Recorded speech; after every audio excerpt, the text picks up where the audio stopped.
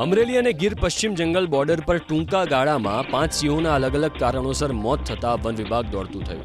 ગીરમાં સિંહોમાં સીડીવી અને બેબાસિયોસિસ એટલે કે ન્યુમોનિયા જેવા ભયાનક રોગચાળાની વહેતી થયેલી ચર્ચાઓ વચ્ચે રાજ્ય વન વિભાગના પીસીસીએફ જયપાલસિંહે સત્તાવાર નિવેદન આપીને સ્થિતિ સ્પષ્ટ કરી। તેમણે જણાવ્યું કે છેલ્લા એક અઠવાડિયામાં કુલ 5 સિંહોના મોત થયા છે, જેમાંથી 2 સિંહ બાળના મૃત્યુ ઓછી ઇમ્યુનિટીને કારણે ન્યુમોનિયા અને ફેફસામાં પાણી ભરાઈ જવા જેવા રોગથી થયા છે, જ્યારે અન્ય 2 સિંહોના કુદરતી મોત અને એક સિંહનું આંતરિક લડાઈમાં મોત નીપજ્યું।